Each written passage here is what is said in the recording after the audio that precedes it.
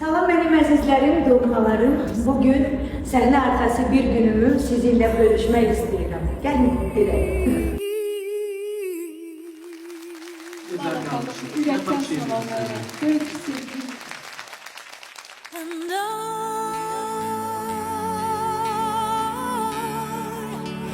Düşlerini gidendi, güdendi, ilgidendi. Özünü acaba yaşarsan bile canı gidendi.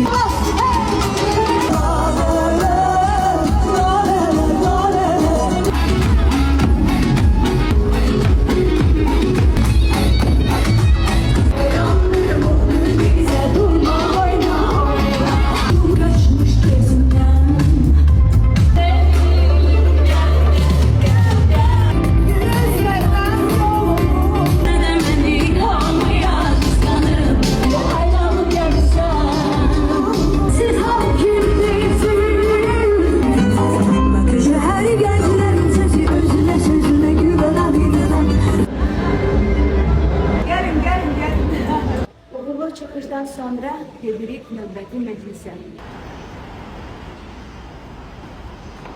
Əzizlərim, deməli ilk mahnım olacaq həzin və sizin qanunlarınız olacaq. Hanım hazırdır, monitor bomba verilir, her şey hazırdır.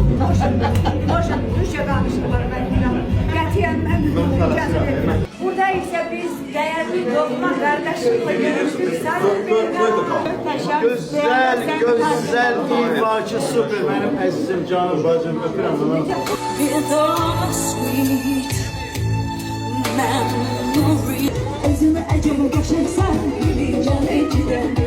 Özümü acaba yaşarsan pencerenin milleri. Ay bari bak bari. Pencerenin milleri. Ay bari bak bari. Bari bak bak aslında boyuna boyuna. Ben geliyorum da sevgilimle yüzlerimi sevinsin. Şehirler aşırı baskalıdan nağmeler. Benim əzizlərim, bugünkü günümüzü pozitiv notlarla başa vurdum. Çok şükür.